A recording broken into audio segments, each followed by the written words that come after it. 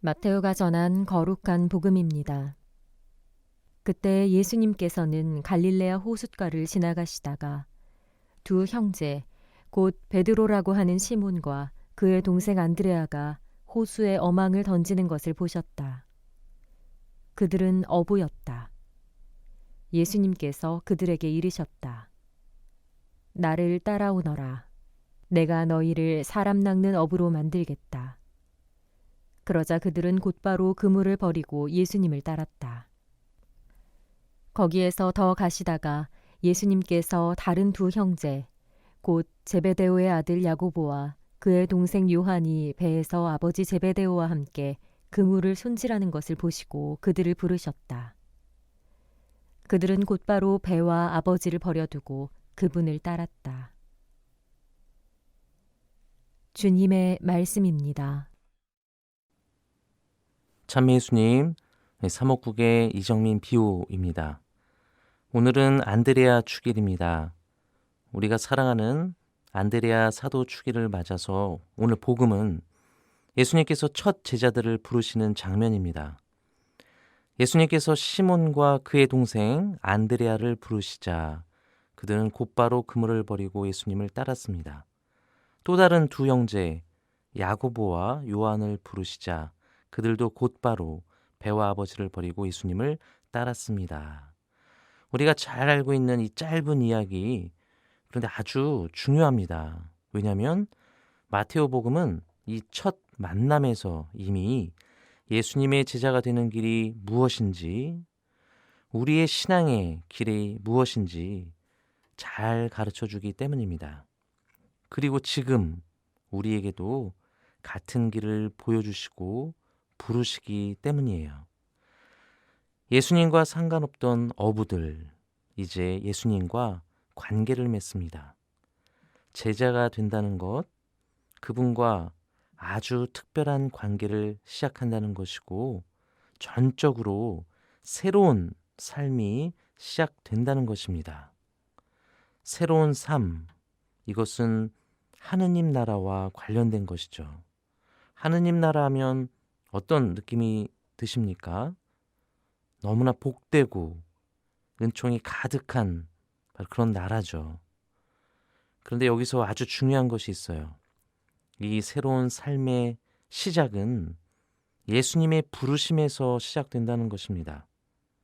마테오 복음에서 이 부르다라는 동사, 그래서 아주 중요합니다. 좀 어렵지만 원래 신약 성서가 쓰인 히라버로 이 부르다, 칼레인이라고 하는 동사입니다. 우리가 교회라는 말 있죠. 교회라는 말, 바로 이 어원도 부르다 동사입니다. 우리는 흔히 우리 자신이 삶의 주인이라고 생각할 때가 많아요. 모든 것을 내가 선택하고 또 나의 선택으로 무엇인가를 이룰 수 있다고 많이 생각을 합니다. 그런데 태어날 때부터 우리의 힘으로 된 것이 하나도 없었어요. 우리가 부모를 고른 것도 아니죠. 이 세상을 고른 것도 아닙니다. 태어나서 우리가 할 수 있었던 건 아무것도 없어요. 먹을 수 있는 것도, 심지어 우리 기저귀도 우리 스스로 갈 수도 없는 그런 존재였습니다. 삶 곳곳에서 우리 주님의 손길, 따뜻한 마음, 그 안에서 할 때 우리는 온전히 클 수가 있었습니다. 삶 곳곳에서 우리를 부르시는 예수님이 계시다는 것, 좀 이 안에서 함께 좀 묵상하면 좋겠습니다.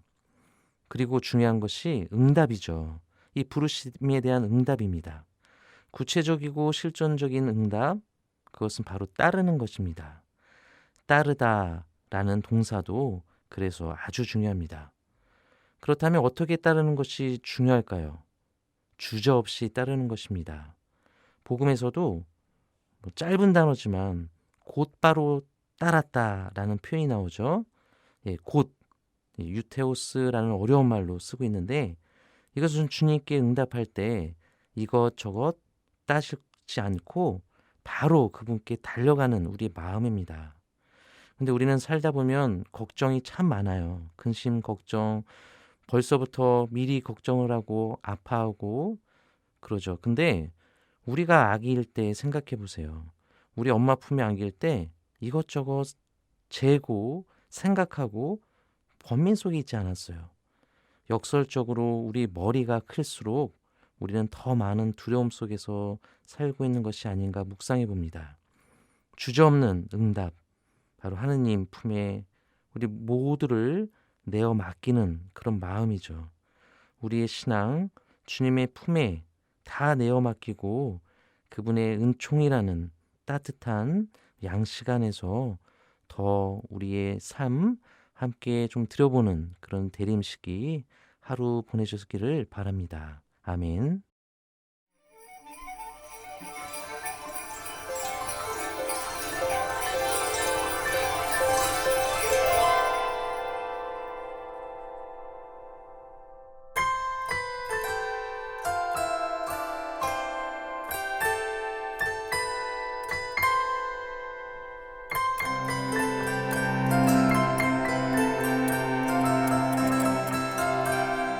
그 강렬해서 나왔다 나왔군요.